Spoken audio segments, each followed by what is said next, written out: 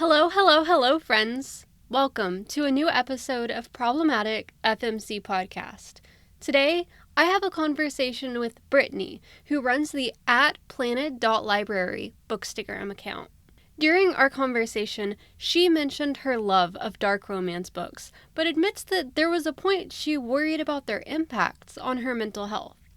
When she brought this up with her therapist, though, the therapist not only approved, but actually began swapping recommendations. I wanted to acknowledge at the top of the show that reading is very personal, and that what works well for me or for Brittany may not work well for you.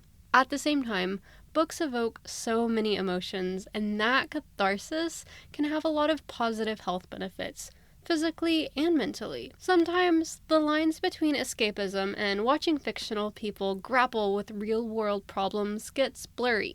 I think for a lot of readers, novels create a safe space to learn about the evils of the world and grow compassion for victims without having to experience those horrors ourselves. Or sometimes we have been those victims, and we feel seen by the writer's depictions. Also, before diving into the interview, I do want to apologize about the audio quality in the first few minutes. It does get better, but if you're listening on a device or through earbuds that don't play the sound so great, just fast forward a little bit. I think you're really going to enjoy this conversation. Let's get right into it.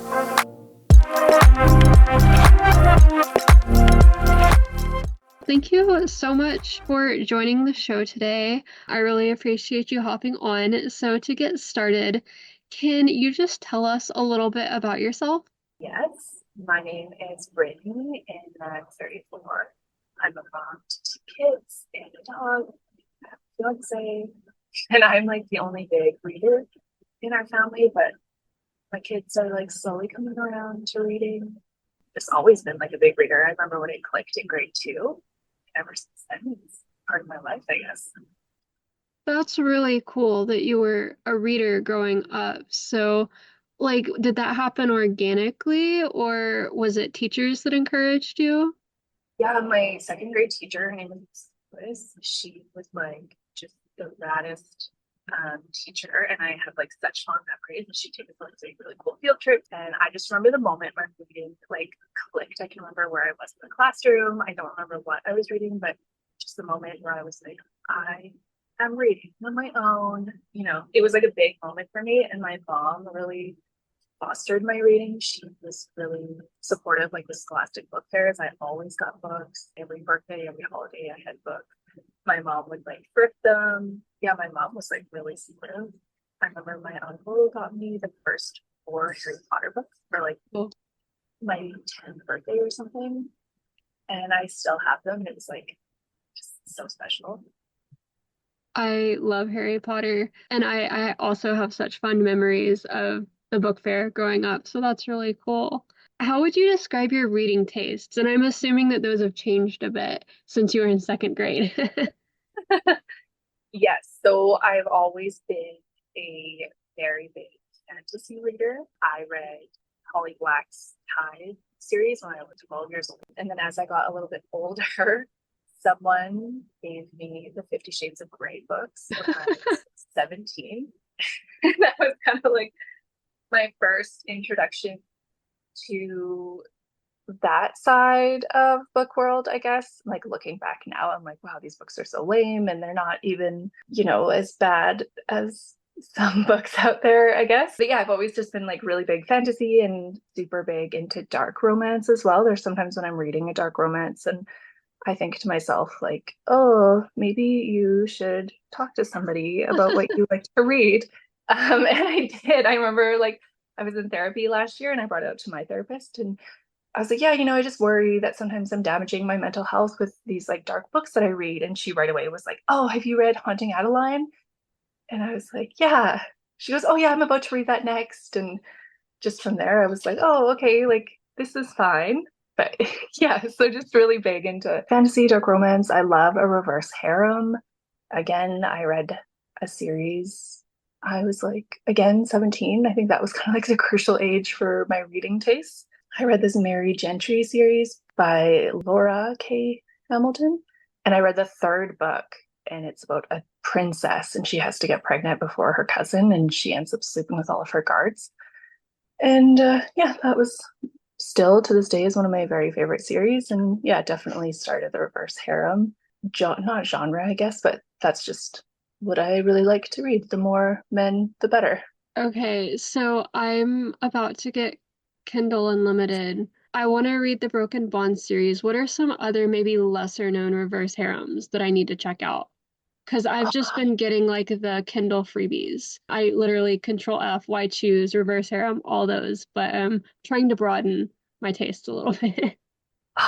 I loved the Bonds That Tie series. I was actually just Okay. talking about a group chat with some girls, and one of them was just reading them, and she's kind of like, like, why do you guys like this guy? And we're like, you just keep reading. And oh my gosh, now that I am on the spot now, all of a sudden I've forgotten everyone that I've read. But I really did love, How it always goes, yeah. yeah, the Celestial Haven series by L.R. Friedman. That's like a wide choose, and it's like perfect for the fall right now as well because it's kind of like witchy season. And so yeah, off the top of my head, that would be like a good one to read. There's two books so far. Yeah, and she actually also just wrote this book called Etched in Frost. That is like another really good one, and it's on KU. So I definitely would recommend like anything by her, but the Celestial Haven series for sure is a wide choose. Amazing. And to any of the listeners, I will be linking all of the books mentioned in the show notes. So I'll definitely be looking all of those up. Yay! So you've been reading all this time. What led you to take the dive into starting a bookstagram? I have never really met other readers. When I was growing up, I had a couple friends, that would be super into when the Harry Potter books would come out. But as I became like an older teenager, I just didn't really have anybody to talk books about, and nobody in my family like really got it. They would tease me and be like, "Oh, Brittany's just in her room with the book." And it was January 1st of last year. I had gotten up early for my family so I could finish reading the Crescent City House of Earth and Blood. And it was like 6:30 in the morning. I was sitting on my couch and I was reading it. And I happened to pick up Instagram and I was on my personal account and I just came across it was like a book review. I was like, whoa. I was like this, I can't remember who it was. And it irritates me now that I don't remember the person's page, but it was like just like another bookstagram. And I was floored. I couldn't believe that there was like other readers out there, that people were dedicating entire bookstagram pages just for books, like just for reading. And it wasn't even special editions or anything crazy like that. It was just this person who liked to read and wanted to share that. So I was like, okay, well, I like to do that too. And I think at the time I had made a Instagram account for my dog because I was used to seeing that, like dogs and animals. And yeah, it just never occurred to me to try one for books. So I did. And my first post was now that I look back on it, I'm like, wow, I didn't put any thought into it or anything. It was just like a picture of, yeah, House and Earth and Blood and on like an orange blanket and just something like, oh, I just finished reading this book and it was amazing, or just something like that. My page, I think, has come a long way since that very first one. That's just how I did it. And now I feel like it consumes my life sometimes. Yeah, that sounds really familiar. I definitely was surprised, and I don't think I even realized, even when I started my page, how deep the Bookstagram community really is. And I love that, you kind of have freedom. You can just post aesthetic pictures or you can post more reviews. And so, yeah, I had a very similar entrance into the Bookstagram community. Yeah, and I think it's interesting the way people run their pages. Like sometimes I feel people are just doing reviews or they're just posting pretty pictures. I think I definitely spiraled after I joined Bookstagram. I had no idea about special editions or, like a UK cover versus like a US cover or something like that. And now I have a Fairy Loot subscription and now I'm collecting special editions. And every time I leave my house, I feel like I'm looking for books or checking all the little free libraries and just to see what's out there. And I was already sort of like that before. I remember my fiance one time we were driving and we saw a book in the middle of the road and he like turned around so I could go and find out what it was. And it was like a phone book or something like that. But it was just like like he really supports me too. And yeah, we have 4 bookshelves and I bought these ones from IKEA that I don't think they don't make them anymore. So I'm gonna have to start getting like the Billies. And I was like, I already have four and I don't want to buy more bookshelves that won't quite match. And he was like, okay, let's just replace all the bookshelves and we'll just get all new Billies. And Supportive king. I love that. yeah, he's like so into it. We were even just at Costco last weekend and the new paperback version with the sprayed edges was there. And I was like, oh my gosh, I really want it. And he goes, well, do you have this already? And in that moment, I was like, well, yeah, I have three hardcover versions already. And he's like, okay, well, you should just get it because you love it. And I ultimately put it back because I don't want to collect the series in paperback and hardcover. But yeah, he was just very like, okay, yeah, just if you love it, just get it. And yeah, he's very supportive with the books and my kids too. They're very supportive and they know like not to touch my books or my son will always give me ideas. He'll like pick up a book or something and he'll like put it down in such a way and he goes, Mom, this would be a really good post for bookstagram. Oh, And that's so fun. yeah, it's really cute. He like I think I've even posted a few pictures that he's like asked me to take or that he's taken the time to style. And my daughter too, she helps me with my transitions a lot on reels because I have no idea what I'm doing. She definitely sits there and takes my reels after and does the transition for me. That's really cool. Having been a part of the Bookstagram community and just the online bookish community for all this time, is there anything you would change? I don't, yes and no. Like, I've been really fortunate in the sense that everybody that I have come across has been really pleasant. I find it very irritating when people don't read trigger warnings and then will rate the book based off of that, like a trigger that they didn't agree with or they didn't like. Like, I think that's my one really big pet peeve is when people read something that they don't necessarily like the content of, but not like the story itself. Yeah, like when I see some authors that have their stuff banned before release date, even just because they've received so many bad reviews on the content. And No, do that's you a know good what? point because there are so many resources out there to find trigger warnings and even just kind of content notes without it being spoilery. So yeah, I've definitely seen that and I agree that it's frustrating. Yeah, I think that, and then when people tag authors in bad reviews too, that just it just really makes me cringe. I don't like that, and I don't think that I have done it. I think maybe when I started my account, I would maybe have tagged an author in like a 3-star review and then realized like right away that, a 3-star review is not necessarily bad, but it's not always the most pleasant. So now I don't typically write bad reviews on my page, but if I do say something that's like remotely critical, I make sure not to tag the author just because I am like a big sensitive baby and I would be so crushed if someone came into my space doing that. I feel that I try to be very respectful to authors. And sometimes I just feel bad though when I read their book and I read it in like a day. And I know that they've probably worked so hard on it. And then here I am, like, just reading it so fast and, asking them, like, okay, when are you writing another one? I need to know how this continues. Yes, yeah, I do very similar. I've actually started not even putting my star ratings on really anywhere but Goodreads. And my thought behind that is if I didn't like a book, that actually might be a reason. The reason that I didn't like it might be a reason that it's perfect for someone else. So I've tried to write reviews in such a way that it's like, who would this book be a good fit for, and not so much my personal opinions, which is very hard to do when you have strong personal opinions. But I love hearing that you're all about protecting the author and Yeah. protecting their online space. I agree. I also started taking my star reviews out. Like I keep them on Goodreads, but yeah, I took them off of Bookstagram. But then I feel sometimes that I struggle to write about why I loved the book. I kind of tend to go for vibes, like, Oh, this made me feel this way, or this character was, I really related to them, or just they were funny, or the spice was, spice in. Sometimes I find reviews, yeah, really hard to write. And sometimes I feel like I read too fast that I finish a book and immediately jump into the next one without writing my review. And then if too much time goes by, then I feel like I can't come back because I can't remember the details. I relate to that. They add up so fast. Well, now that you've said that, what are some books that you've read and loved recently? And maybe your therapist has some other recommendations for us. She sounds like a really cool therapist. I definitely had to think of like one book off the top of my head. It would be Pretty Poisoned by Elle Mitchell. I have read quite a few of her books, and I've always loved them. And she has this new, I think it's a duet. It's just, I think the second book comes out in October. So the first book came out, and I had a friend who ARC read it.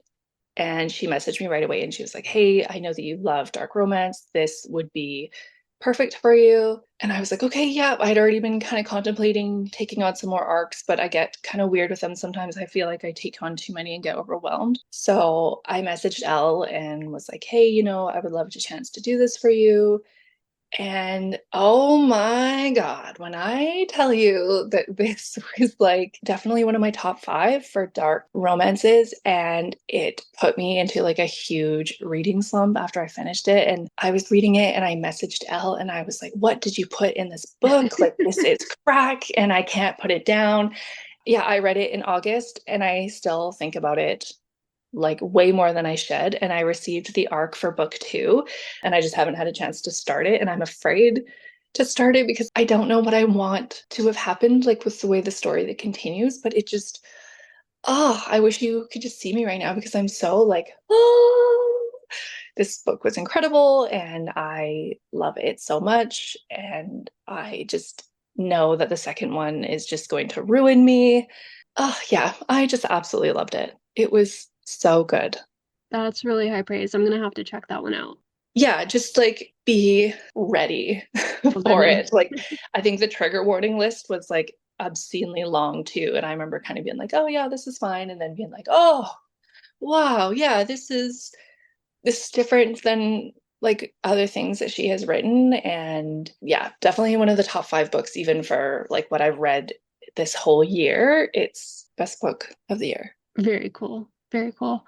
Well, I'm getting to the end of my question list, but is there anything else that you wanted to discuss? Well, can you tell me what you've been reading lately? Because I'm always looking to add to my TBR that never stops growing at this point. So, one thing that I've read recently that I really loved is the Fate of the Sun Queen series. I Um, think I've heard of it. Keep going. well, I think the series is actually called The Artifacts of Uranus, and it's pretty great. I mean, the first one is very similar to Throne of Glass, but Hmm. then it really departed from there. It's got high fae, enemies to lovers. It's really, really good. And then the fourth book is coming out in November, but it seems like they're pretty easy to get arcs of. So for anyone out there waiting for the fourth book, you can probably go on NetGalley and get approved pretty quickly. And once you read the third book, you're not going to be able to want to wait until the fourth book because it's so good. I'm also currently, right now, I'm actually hoping to finish it tonight. I've never read Rachel Harrison before, but I'm reading Black Sheep. I don't want to say a whole lot about it because I went in pretty blind, but it's about a girl raised in a cult and she goes home to a wedding in her family's cult, and it's bonkers. Like another one, trigger warning list, super long, but also trigger warnings might spoil it a little bit. So it's super fun, super spooky season. So that's a really fun one too. Oh, I am definitely going to be looking those up. I love a fantasy series. I feel like 3 or 4 books is such a good amount when it comes to fantasy. I feel just sometimes the world and the magic system can just be so in depth that one book is just not enough for me. I fully agree with that. I like meeting characters and sticking with them. And I feel like this one, I feel like the 4 books was like it really wound up well. It wasn't slow at any one point. Each book kind of had its own thing. So yeah, I agree with that. Well, and is it a series where they follow like the same characters, or is it a series where each book is sort of a different side character? Yes, so it's the same main girl in all 4 books, but there is some kind of side characters that you get to know a little bit more as the series goes on. Oh, that interesting. I am bad for continuing a series if the next book goes on to a different character. I get that. Yeah. I just there's something that I just can't. I don't know, I just can't do it. Like there's that series by Emily Rath, the like hockey series. And I remember I read only the one book, like Pucking Around, I think maybe it was called. And then the next one goes on about like her friend Tess. And I just immediately was like, no, I don't need to continue on. I don't want to ruin what the other series sort of had for me, and I'm just content to just never know what happens. On those, I feel like it's hard. It's almost a stretch to call them a series. They're more like interconnected standalones. Yeah, sometimes I struggle, yeah, with those. Before we jump off, can you tell people where to follow you online? And I'll be linking all of your stuff in the transcript. I am only on Instagram. I became a little bit addicted to TikTok last year, so I deleted it in July and I never went back. So yeah, I am only on Instagram at planted.library, and I love talking books. I love when people slide into my DMs, as long as they're not asking if I need a sugar daddy. They are more than welcome to, yeah, send me a message and talk books. So cool. Well, thank you so much for hopping on. It was great to get to visit with you. Yeah, thank you so much for having me.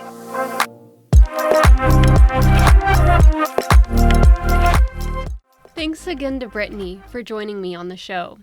For my Would You Rather question this week, would you rather read a 10-book series where each book follows a different main character, or read 10 completely unrelated standalone novels by the same author? Similar to Brittany, I find myself hesitating when picking up a book in a series with a different main character each time. It seems really difficult to keep series orders straight in those cases.